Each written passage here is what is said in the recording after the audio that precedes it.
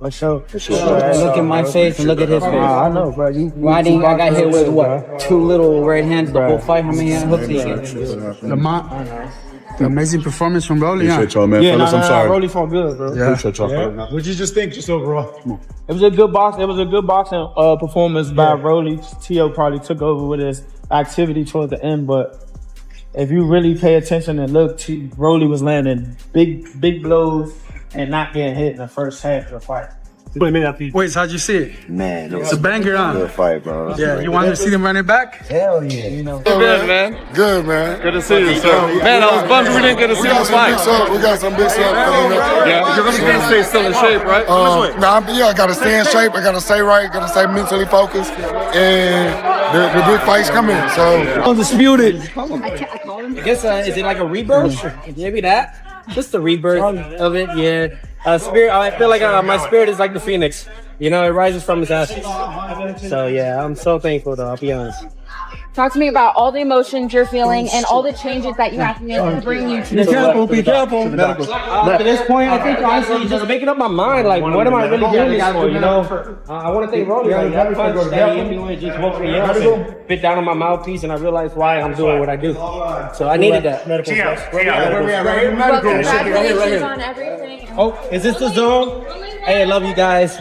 Now it's official. Takeover Promotions with the zone. It is official. That's it. We on, and we're gonna keep going. The road to Undisputed. I want to thank all of you. I want to thank her as well. I mean, there's things that she does that are so creative for the sport of boxing, and we need more people like her. Love you guys. Todos mis Latinos. Te quiero, te amo, te adoro. okay, we gotta go to doctor. We gotta go to doctor. We're gonna go right through here. Once the fight got underway, any friendship between Rolly Romero and Teofimo Lopez was left behind. Teofimo controlled the opening moments with his jab, moving quickly in and out of range. He connected with sharp combinations and immediately moved away before Rolly could answer with his own shots. You know, Rolly made it ugly, you know, running the whole fight. You know, I could give him like 2 rounds, that's it, you know what I'm saying? It was ridiculous. What was it, a majority decision? Yeah. Were you a bit worried when you sat hearing them scorecards? Because I know, because it's freaking crazy, bro. He didn't win 1 freaking round. I mean, he got maybe 2 rounds, you know, I could give him 2 rounds that he won, but I mean, like, he was running the whole fight. You can't win a fight if you don't commit. If you don't you take chances. You know. When you see Teofimo's, eyes slit and the blood starts coming out, what are you thinking? You know, like, listen, this is nothing new. You know that my son gets cut a lot. You know, and honestly, man, I'm so thankful for that punch. That thing woke me up, and it made me realize why I'm doing what I'm doing. I bit down on that mouthpiece. I said in the middle of the round with Rolly, I said, you got to do better than that to take me out. Yeah. And I just said, nah, we're going to fight. Let's go. What do you think made the difference, Teo? The difference? Yeah. The heart of a champion. Yeah. Never giving up. But, I was tapping to the body and just staying consistent. I felt like that was a 15-round fight, but it was only 12. So, I'm just staying. Rolly stayed patient instead of rushing after Lopez, using smart footwork to close the space and push him toward the ropes when his movement became easy to read. As the fight progressed, Lopez started putting more power into his counters, landing clean punches whenever Romero moved forward. My immediate thoughts, I mean, look at my face. I got hit with 2 clean shots the whole fight. So, if that's enough to beat the champion, that's enough to beat the champion. I've heard him multiple times. I am owed a rematch, for sure owed a rematch. And, congratulations to Teofimo. The good thing is that we have a new cutman, and he did a great job. And I'm very happy, that the cut didn't bother him at all. It was a great fight. 3-time world champion, real world champion, fighting real champions. You know what I'm saying? Like, no vacant titles, and doing it at the age of 28 because he just turned 29. It's remarkable. You know what I'm saying? And we have a whole year of 29 years to be able to become undisputed at 147. I see him dominating. I see him doing it. He was a little bit off because, you know, he's coming from a really bad loss. And I mean, I'm really proud of him for what he did tonight. A very difficult fight. You know, chasing this guy is not easy to chase a fighter. And, we got The fight became a fast-paced battle of strategy in the middle rounds. Teofimo's footwork helped him find openings, but Romero's unusual timing repeatedly disrupted his flow and made even simple exchanges difficult to predict. During one sequence, Romero forced Lopez onto the ropes and landed a powerful combination that energized the crowd. He's never hurt me at any given moment. He got hurt multiple times throughout the fight. Every time I threw a shot, I landed him. He couldn't land anything clean on me, and it was clear and apparent. We're gonna open it up to media questions for Rolly Romero. Just 2 questions, Rolly. Can you skip him? Pick somebody else. I don't want to deal with this dude. He blasphemed. Steven Guarino, Cal Art of Sports. Rolly, it seemed like the right hand to the body, that was a big part of their strategy, was kind of jab, right hand you to the body, and you kind of... He didn't land any of them. It was a block with the elbow. I was going to say, I wasn't sure if that was something that was bothering you. Your side seemed a little red, at least from where we were sitting. Red where? Right there. That's called blood. I see blood on your leg too. Yeah. When you caught him, I don't see anything red. No, I'm saying blood on your leg. Probably Teal's blood. Yeah, no, that's for sure Teal's blood, but I don't see anything red on my side. So don't start that initiative. As the fight moved into the later rounds, the action became more intense and physical. Rolly continued coming forward, attacking the body and trying to make Lopez fight at close range. Teofimo responded by shifting his position and creating new angles, searching for chances whenever Romero pushed too far. In the final rounds, the careful approach from the beginning had disappeared. Both fighters threw longer combinations, and every solid punch brought a loud response from the crowd. Rolly kept applying pressure, while Teofimo relied on his speed and sharp timing to keep the fight from becoming predictable. I cut him. I hurt him multiple times. I mean, it's clear as day. I deserve a rematch. And honestly, that decision was, self-explanatory, man. It's not, Thank you, Rolly. Thank you for coming up here, answering questions. I know it didn't go your way, but hoping to see you again soon. Any final words from you? God bless everybody. I thank my Lord and Savior Jesus Christ. I thank my man right here, Louis DeCuba Jr. If it wasn't for him and Al Heyman, I wouldn't be where I'm at today. So I thank them. I thank my team, my father, Ismael Salas, and that's everyone to come out and see me. Thank you. Rolly, thank you so much. Rolando Romero, everybody. Thank you. Jiren did not need to say much after watching Teofimo Lopez and Rolly Romero finally go head-to-head. From his perspective, the fight was more about strategy than the build-up and attention surrounding it. He pointed out that both fighters showed clear strengths, saying Teofimo had the skill and movement, while Rolly brought serious power and could not be ignored for even a moment. What stood out most was how the action kept changing instead of settling into a predictable rhythm. Teofimo created openings with his movement and combinations, but Rolly's unusual timing repeatedly disrupted him. I said 9-3. That joint was a 12-0 shutout though. 12-0? Only reason I said 9-3 because I thought he was going I thought Teo was going to start early, go from round 1. He looked good. He looked super good. What did you see technically that made it look that way? He just broke him mentally from the first round. Just too sharp for him. That jab was cooking him. That's all he had to do the whole time. Bro, did he leave first gear? Because it seemed like he was on cruise control. I think he was chilling. It looked like he was chilling to me. Back box looked good. And that's what he did. He looked good. And looked Greek. I'm not going to say good. He looked super Greek. He did his thing. 12-9 shutout. And he did his thing. I mean, and you can't knock everybody out. So he definitely could have knocked him out if he would have probably stepped on the gas a little bit. And he took his knockdown away. What was it, the 4th round, 5th round? Yeah, with that body shot. I'm like, yo, that was a knockdown. Andy's also highlighted how important distance control was for Lopez, explaining that Teofimo looked strongest when he was able to decide when and where the exchanges took place. However, Rolly's constant pressure made that difficult and forced Lopez to keep adjusting.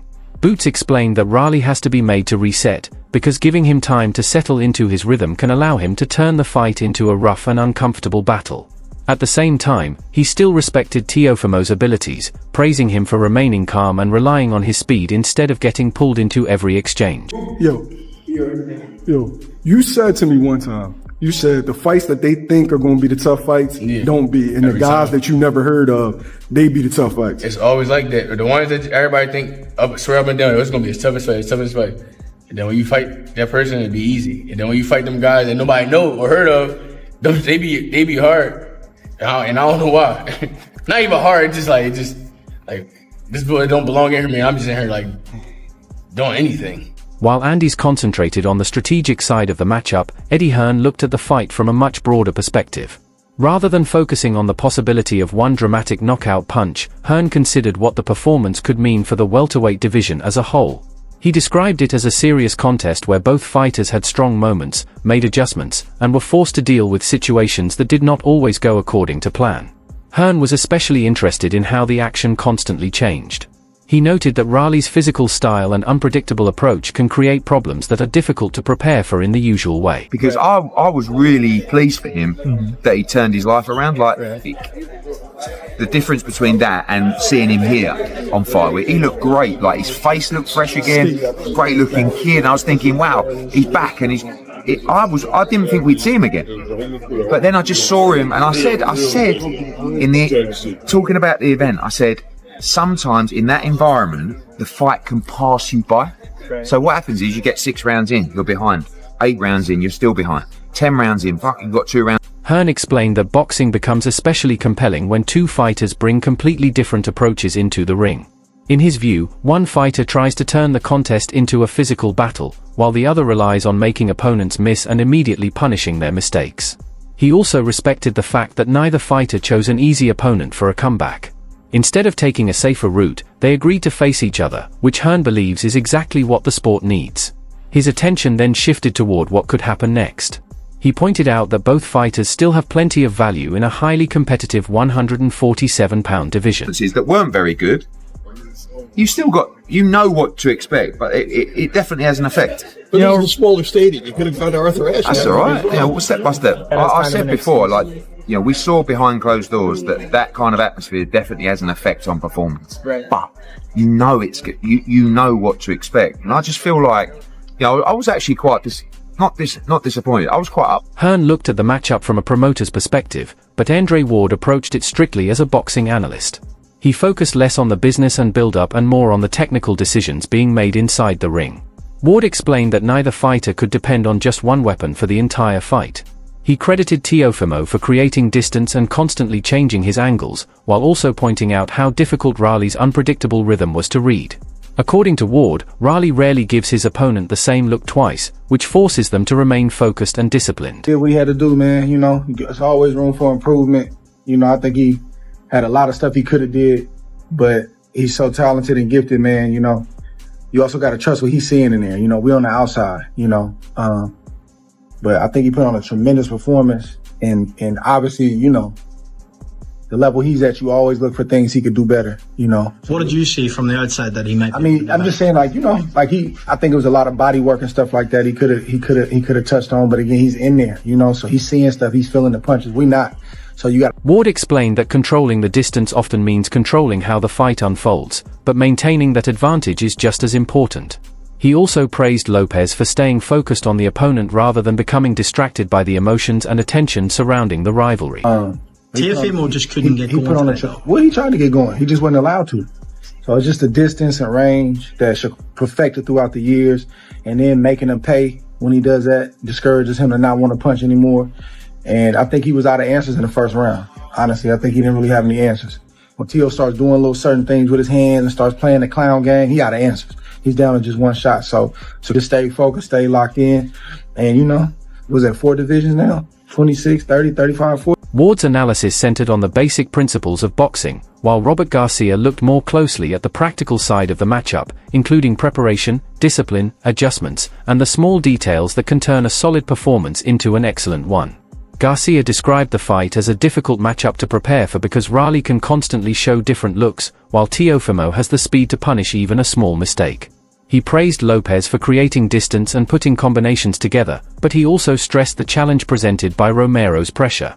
Garcia explained that standing directly in front of Rolly gives him too much comfort, so an opponent needs to keep moving him, force him to reset, and prevent him from settling into his preferred rhythm. About Teofimo's performance and all the criticism that his dad gets, I don't think, listen, he had a lot of success with his dad. That's what I said. Look, everybody was happy when he beat Loma. What a great fucking teamwork. Josh Taylor, dad and son, that shit works. Then his performance against Josh Taylor, sensational.